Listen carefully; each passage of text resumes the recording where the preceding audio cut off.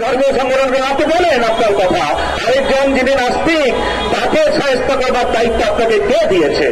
এটা আল্লাহ আপনাকে অনুমতি দেননি, তাকে সাহায্য করবার দায়িত্ব আল্লাহ।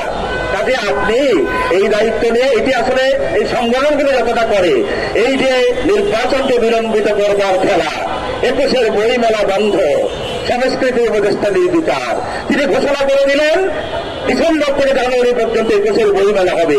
আমরা নিশ্চিত হলাম কেন ডিসেম্বর মাসে হবে, ডিসেম্বর মাসে হবে। আমরা সেটা নিয়ে আন্দোলন করলাম। এখন 21-এর বইমেলা এখন অনিশ্চিত, তিনি অযোগ্য এবং ওনার পদত্যাগ করা উচিত। বাংলাদেশের প্রধান উৎসব হচ্ছে 21-এর বইমেলা, বাঙালি জাতিসত্তার প্রধান উৎসব, সেটি এখনো অনিশ্চিত। আমরা আজকে স্কুল থেকে সাংস্কৃতিক শিক্ষক বাদ দিয়ে দিতে হবে। এটা আমরা 20 বছর ধরে আন্দোলন করছি। সেখান থেকে কিছু শিক্ষক নিয়োগ হয়েছে, কিছু শিক্ষক নিয়োগের প্রক্রিয়া চলছে। কোন অবস্থাতে এটি করলে মনে রাখবেন ডক্টর ইউনূসের সরকার, আপনি এমন কেউ নন, শেখ হাসিনার সাইতে নিশ্চিত শক্তিশালী নন।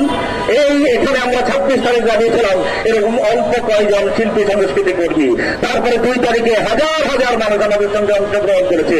আপনি বাধ্য করবেন না আপনার সরকারের পদত্যাগের দাবিতে, আমরা সেই রকম ভূমিকা নেই। আমরা সবাই ঐক্যবদ্ধ থাকবো। আজকে এখানে যাত্রা শিল্পীরা, বাউল শিল্পীরা রাত 12টার পরে তাদেরকে জানিয়েছি, তারা এসেছে। আমরা ইচ্ছে করলে হাজার হাজার সংস্কৃতি কর্মীকে একত্রিত করে ইউরোপ সরকারের পদত্যাগের দাবিতে রাস্তায় বৃহৎ আন্দোলন গড়ে তুলতে পারবো।